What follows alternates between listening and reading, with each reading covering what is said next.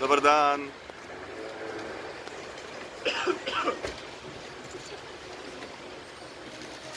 Wow.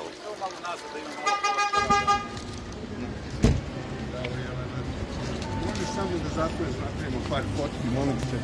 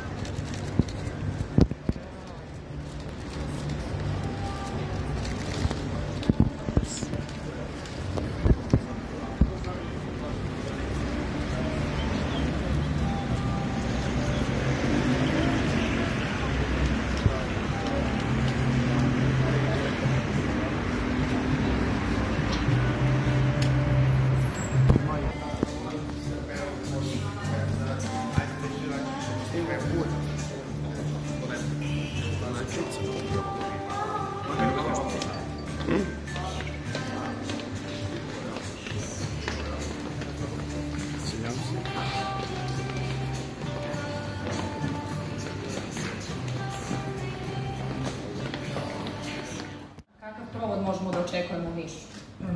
Evo ja da pozdravim sve predstavnike medija, sve vas ovde prisutne, dragi kolega iz Amadeus benda. Pa evo ovako, smatram da je jedan ovakav festival izuzetno važan i bitan pokazatelj u kom smeru Srbija ide i razvija se i da su mladi ono što je možda najbitnije u našoj zemlji i naša budućnost. Sve ostaje na mladima i smatram da će mladi spasiti svet koji je krenuo, kao što vidimo svi, u jednom lošem smeru, ajde tako da kažem, i samim tim što naša država ima jedan ovakav festival po uzoru na svetske festivale koji se bave baš isključivo mladima, je ozbiljan pokazatelj da jednostavno država osjeća šta je ono što nam je falilo i što nismo imali, što je jako bitno. Samim tim što su mene pozvali, jako sam ponosna i privilegovana, jer smatram da je moja karijera upravo i trajala i traje sve ove decenije zbog mladih, progresivnih ljudi koji su slobodni, koji vole da budu neko ko će biti hrabar, ko će biti van granica, ko će biti slobodan da bude ono što jeste, tako da, eto, negde smo se tu našli i uklopili. Ja, ono što mogu da obećam je da ću niškoj publici, pošto ove godine u Nišu, tako, pružiti ono što sigurno, kad je reč o toj vrsti nastupa i koncerta, Niš nije do sada video.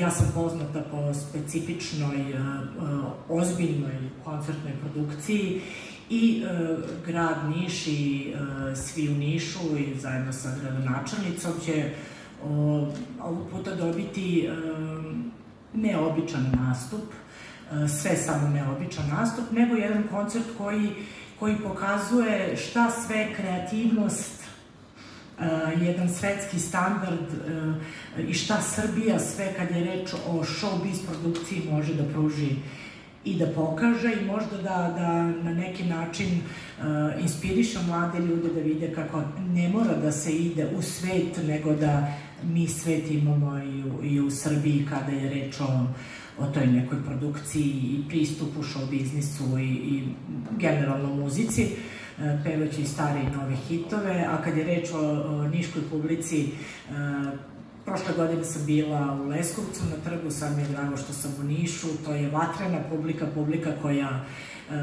koja je mene uvek fantastično dočekala i mnogo sam srećna što ću biti deo ovoga. Još jednom kažem, Youth festival koji je falio Srbiji, koji je nešto, po mom mišljenju, najbolje što imamo i treba da negujemo. Eto, toliko od mene, hvala puno i vidimo se u Nišu.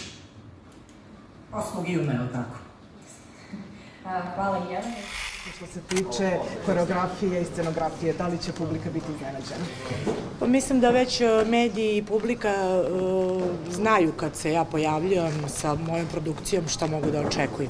Zato me ljudi i zovu, zato što se negde i pretpostavlja da će to biti ono što ja uvek i pružam, a to je ipak u produkcijskom smislu nešto što je grandiozno, što je veliko, što je ozbiljna produkcija, što je ozbiljna organizacija. Čuli ste organizatore, ogromna bina koja se nikada nije videla u Nišu do sada.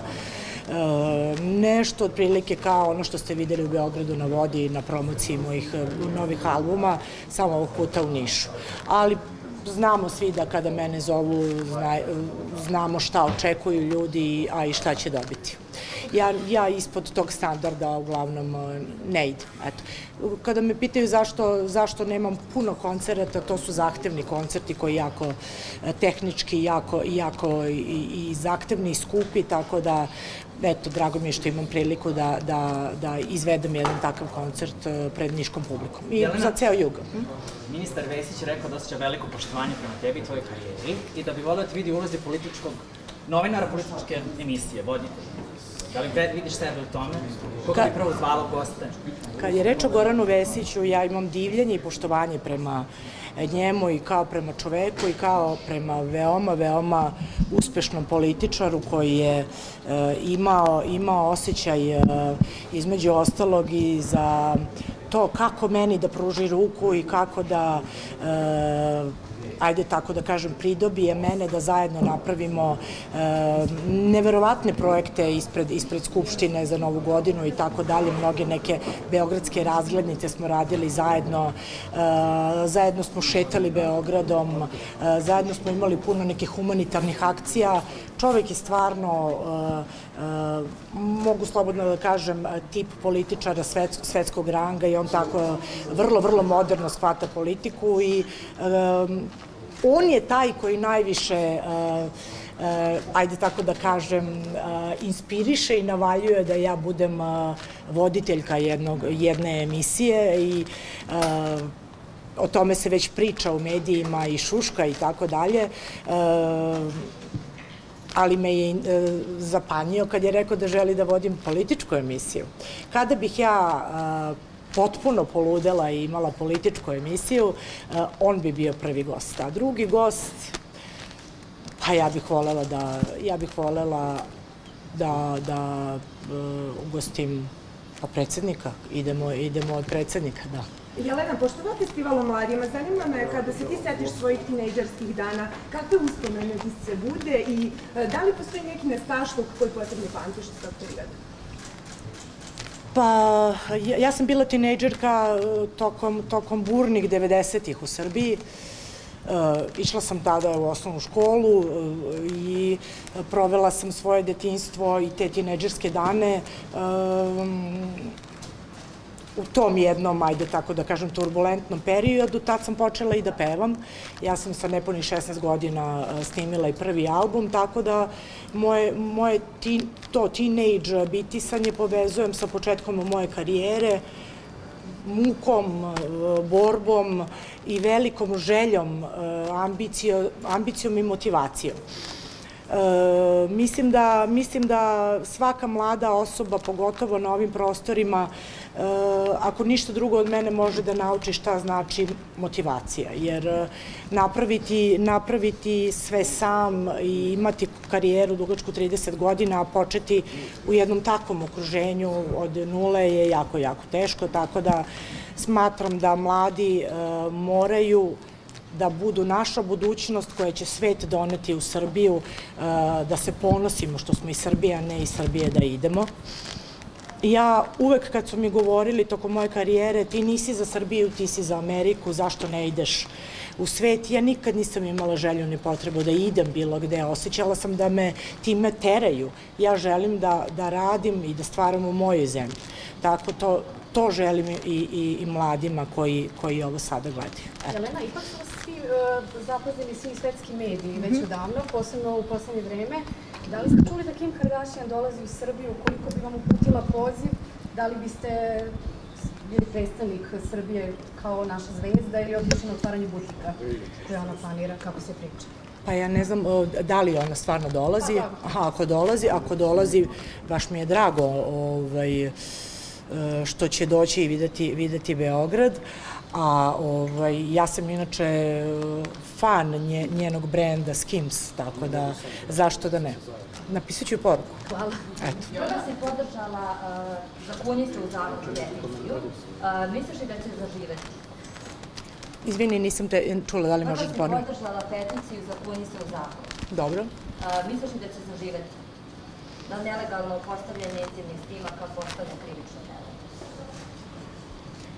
Pa ja negde mogu da budem i ambasador čitave te problematike, neko ko je na svojoj koži osetio sav užas i horor onoga što se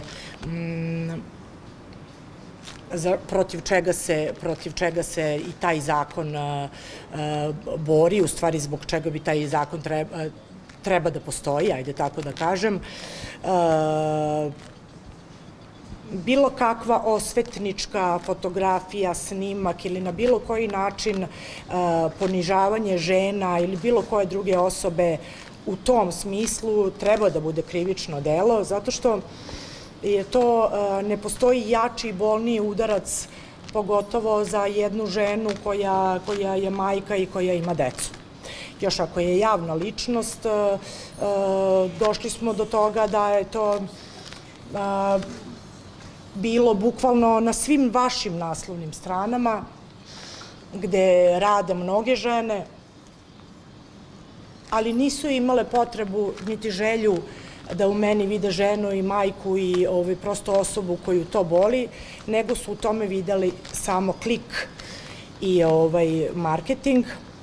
A kada bi se to njima desilo, a ja ne želim ni jednoj ženi, ni jednoj osobi da joj se to desi, shvatile bi o čemu pričamo i koliko je to strašno. Ja sam za to da ljudi shvate da imaju empatiju prema tome, kao što nisu imali prema meni, da imaju prema svim drugim ljudima i da znaju da sam možda ja preživela zato što sam bila jaka. Ja jesam jaka žena, ali to je bio možda jedan od najvećih udaraca u mom životu koji sam, mogu da kažem, jedva preživela.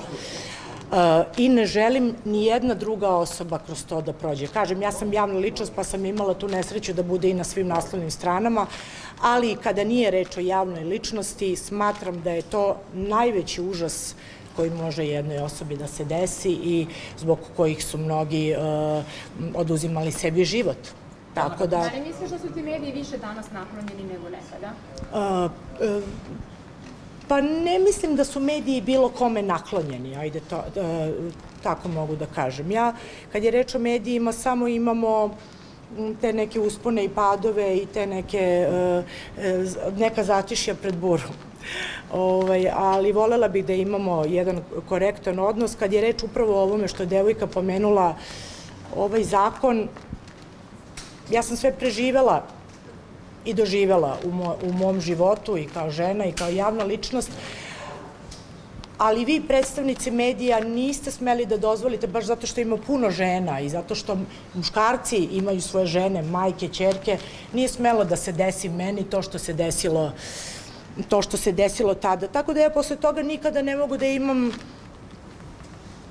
jedan odnos sa medijima kao što je bilo pre toga, ali možemo da budemo korektni i da budemo profesionalni. Ja sam profesionalac, ali to ne mogu da zaboravim svakako i opet kažem, sada pomozite da više nikad niko to ne doživi. Eto, toliko bi od vas bilo okej. Jelena, u posljednjih par meseci glavna tema u medijima su razvode na estradi. Dobro. Svedoci smo da se razvod Dragana Mirković nakon 20 godina braka, takođe Danilo Žarević i Haradžinović. Kako vi to komentarišete da nakon 20 godina se preteče neki odnos? Pa evo, ja sam nedavno i napisala vezano za ajde tako da kažem, svakodnevno ružno istupanje jednog muškarca prema svojoj ženi. Smatram da bez obzira muško mora da ima jedan odnos prema ženi pogotovo prema ženi koja mu je rodila decu, pa i da mu nije rodila decu. Prema majci, prema supruzi, prema devojci, prema ćerki, prema komšinici.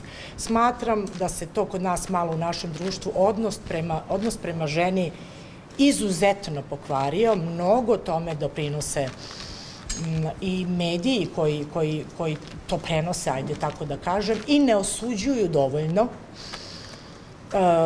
nego od toga prave ono što tabloidi žele da imaju, to je čitanost i klikove, ali ipak mora da se stavi jedan prefiks da je napad na jednu ženu od strane muškarca nešto što prosto nije muški, nije šmekerski, to ne rade pravi muškarci, ajde tako da kažem, a razvod treba da bude stvar između dve osobe, u 4 zida i tako dalje. Kad je reč o javnim ličnostima, kad je reč, na primjer, o Dragani Mirković, ona je moja velika prijateljica, ja nju doživljavam kao člana porodice, jako mi je žao zbog svega ovoga što prolazi. Moram da kažem, evo, možda će se ona ljutiti što uopšte pričam na ovu temu, ona mi je rekla da ona ne želi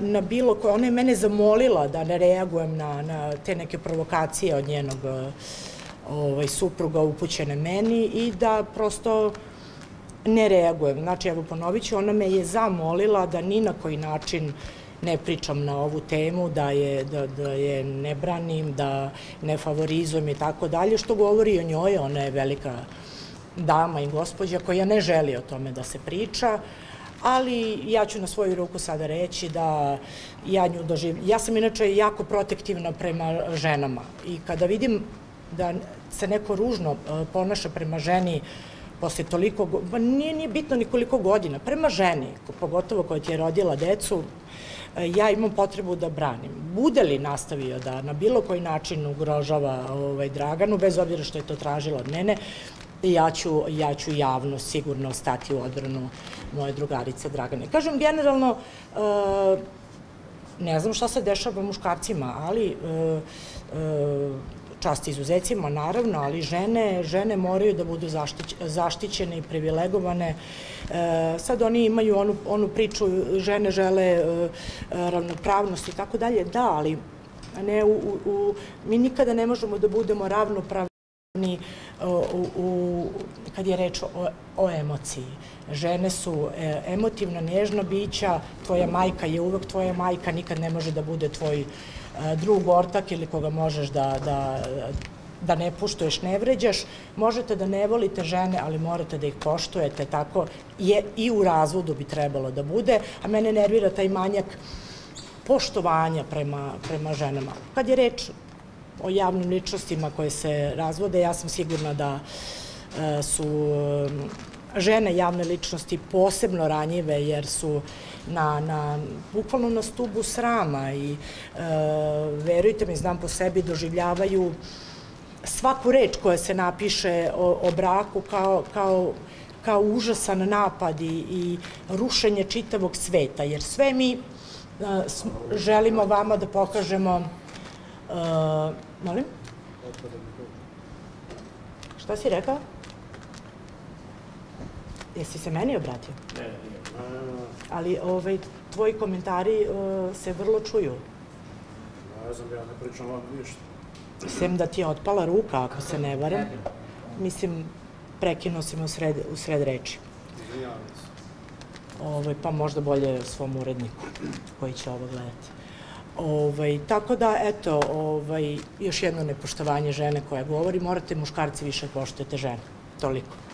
Jelena, da li mogu samo da vas zamolim, molim vas da najavite, odnosno da pozovete publiku na Youth Fest, zašto treba da dođu? Treba da dođu zato što mene su ljudi pozvali na taj festival da upravo pokažu tu, ajde tako da kažem, jednu ženu koju mladi izuzetno vole, čiju hrabrost i energiju mladi vole, jednu tu možda nameru da se svet donese u Srbiju, da se pokaže da mi možemo da budemo svet.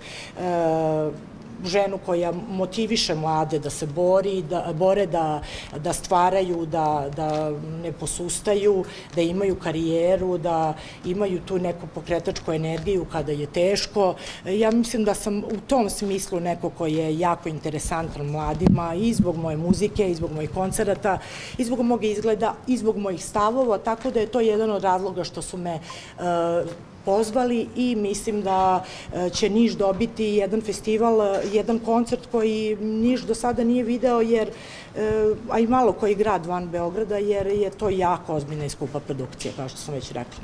Da li će tvoje ćerke biti na koncertu i zanima me generalno, s obzirom da su u tom nekom uzrastu i naravno kada dođe taj trenutak da oni krenu da izlaze, kakva ćeš ti biti kao mama? Da li ćeš ih čekati iz izlaska ili ćeš ih voziti, špionirati, kako?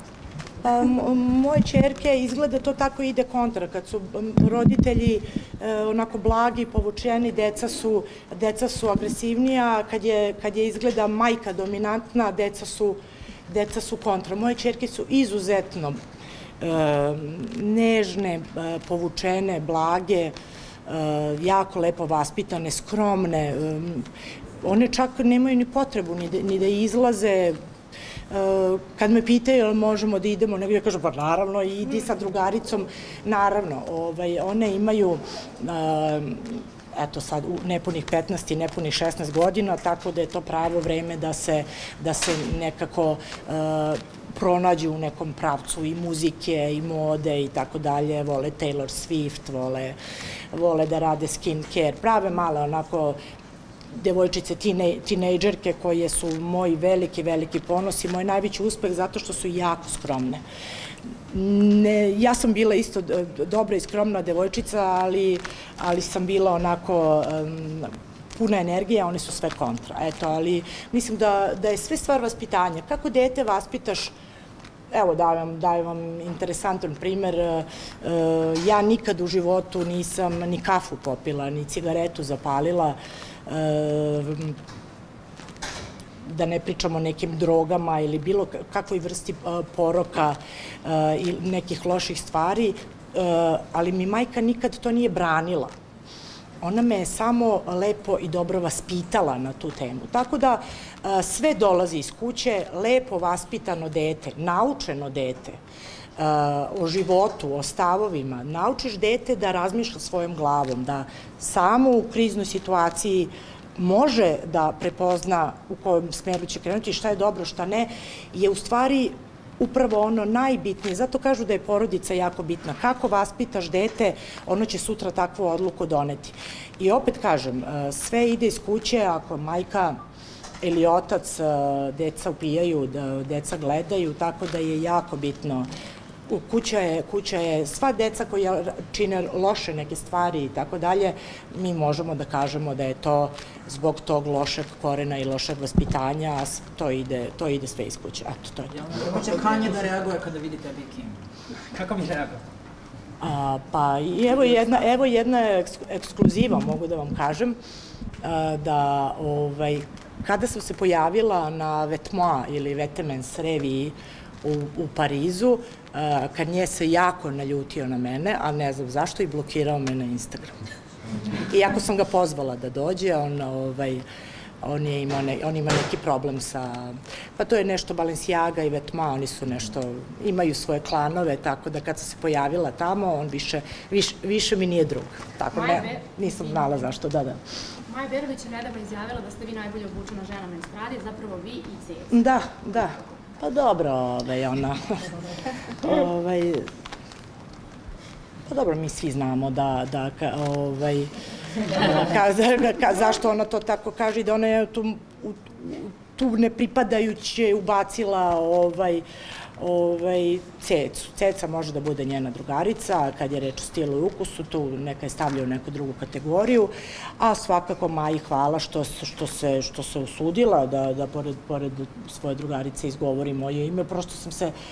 Prosto vidi, Maja se otima kontroli, to je nešto neverovatno, jedan pozdrav za Maju. Šta te jutro si iznervirala? Objavila si onaj delić emisije Dedara Bulomara gde govori da tvoj album je svetski i tako dalje, i odgovorila si, poslala si jedan odgovor. Evo da nam prokomentarišeš tu situaciju. Pa samo smatram da mediji moraju da znaju da ja nikada nikog ajde tako da kažem, ne napadam prva. Ja sam uvek neko ko se brani.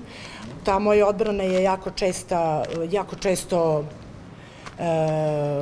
jača i agresivnija od tog napada, pa ispada da sam ja nekakav agresor, ali ne. Prosto komentarisati posle svega,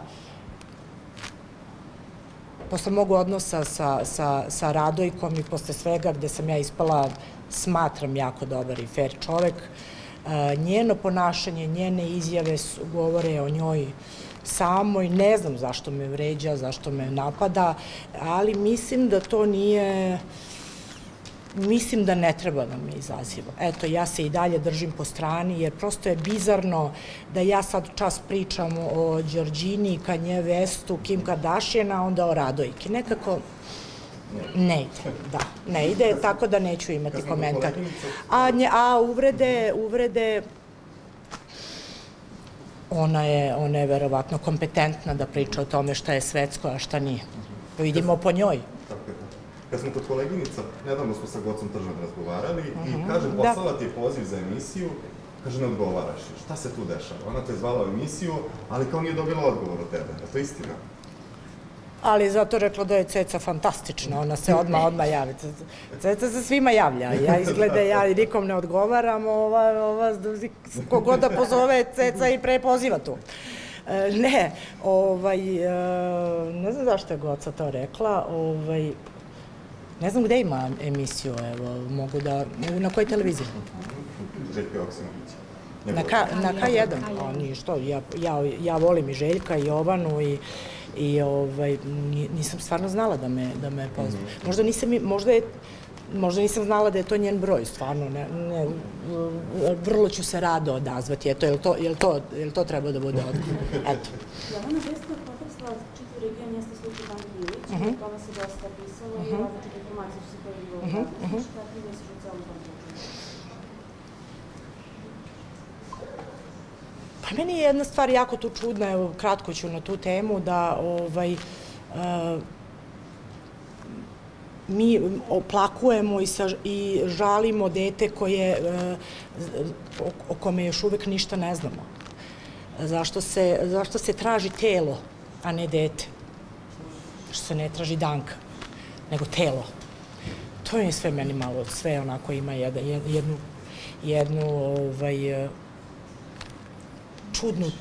čudan zaplet, ajde tako da kažem, i pretpostavljam i svi vi. Ja sve dok mi se ne bi dokazalo suprotno, nikad ne bi tražila telo nego Danku. Eto, i ja imam želju da je devojčica, da mislim da je devojčica živa. Mislim, imam pravo na to, eto. Ali kako se tako dižu ruke od deteta, kako znamo da dete nije živo, mislim, to su neke stvari, eto, koje mene kao majku, to bi mi bilo razmišljanje, da je reč o mom detetu. Nikad ne bi izgubila nadu da mi je dete živo. Jelena, kako ti osnovaš? Mislim, vidite kakve mi teme imamo, naše teme su šokantne. Kako osnažuješ svoje devojčice, pošto se ovaj festival bavi osnaživanjem mladih pre svega, kako ti njima daješ? Pa mislim, biti ćerka ili ćerke Jelene Karleuše, imati društvene mreže je već ozbiljan trening.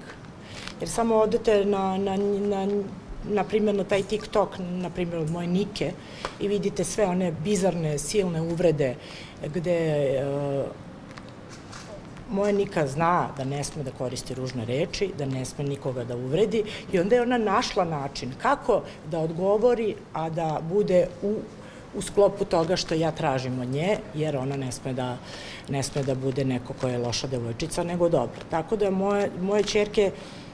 moje ćerke vežbaju izdržljivost loših komentara, loših ljudi,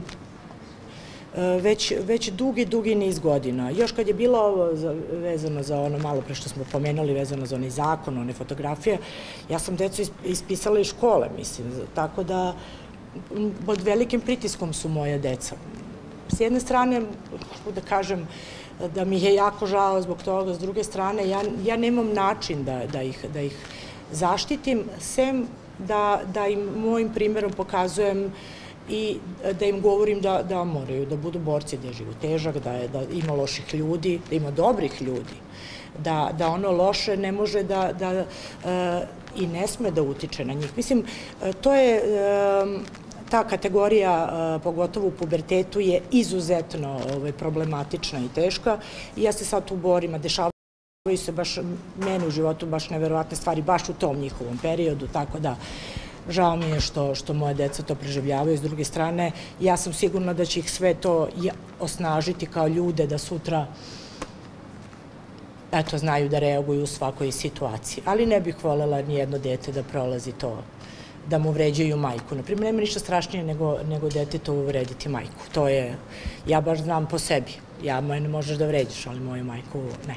Molim vam samo još jedno pitanje, to je bilo pozivno. Da li ste čuli sa Bokem 13? Sa Bokem 13? Nisam, ali sam videla da je on oslobođen i da... Šta je sad? On sad uopšte nije kriv, on je oslobođen svega.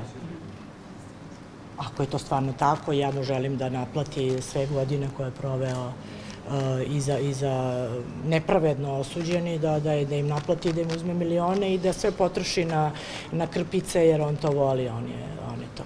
Evo, pozdravljam ga ovom prilikom. Vidite, to je život. Usponi i padovi, nekad si zvezda, onda si u najgorem zatvoru i onda, ako si jak, nastaviš dalje. To je život, samo da smo mi živi i zdravi i da smo i svaki sledeći put u ovom istom broju i eto, to je to. Hvala vam. Ljubim vas. Ćao, čao. Ćao.